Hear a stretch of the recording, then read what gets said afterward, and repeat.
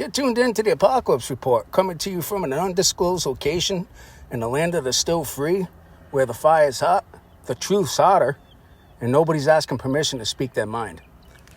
I'm the Mad Outdoorsman, and today we're talking about the green lie and how one man just tore the curtain down in the belly of the beast.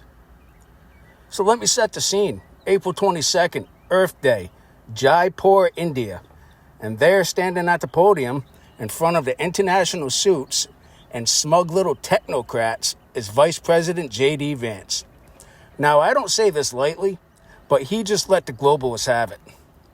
He didn't mince words. He didn't dance around it with consultant speak and cowardice. He called the climate agenda exactly what it is, a tool for control. Not about saving the earth, but about shackling you. They're banning your gas cars, shutting down your farms, regulating your thermostat, and rationing your power, all while flying on private jets, toasting with vintage wine, and buying oceanfront homes they'll claim will be underwater in 5 years. Makes you wonder, if they really believed what they preach, why would they risk it? Why would Obama build a coastal palace?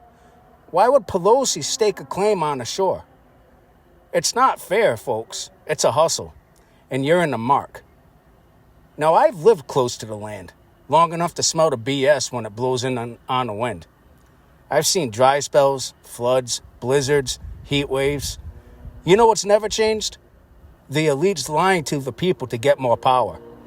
And this climate cult, they're taking it to a whole new level. Carbon, they say, that is the enemy. CO2, you know, the lifeblood of the green world, suddenly rebranded as a poison. You know who else called things poison before banning them? Tyrants. And here's what Vance did in Jaipur. He lit the fuse. He said what we've known out here for years. This isn't about temperature. It's about dominion.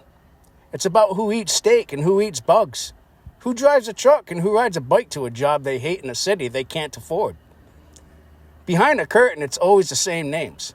Soros and his alphabet soup of open foundations. UN stooges. WEF puppets. They want your land, your energy, your will to resist. And they wrap it all up in words like, quote-unquote, equity, sustainability, and that ever-trusty guilt trip, it's for the children.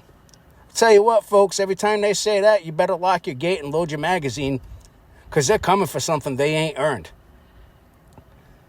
This whole operation is the cleanest laundering scheme ever run.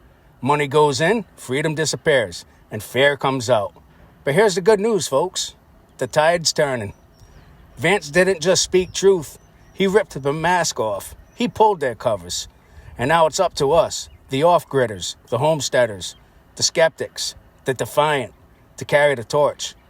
You don't need a fancy degree to know when you're being lied to. You don't need a PhD to see through the propaganda. What you need is guts, backbone, and a connection to the dirt underneath your boots. So stock your shelves, mend your fences, learn the skills they want you to forget, because the storm isn't coming. It's already here. And we don't need their reset. We need a reckoning. Anyway, folks, this is the Mad Outdoorsman signing off from deep in the wild, where freedom ain't a theory, it's a lifestyle. Until next time, keep your soul sharp, your aim true, and never bow to a man who thinks he's God.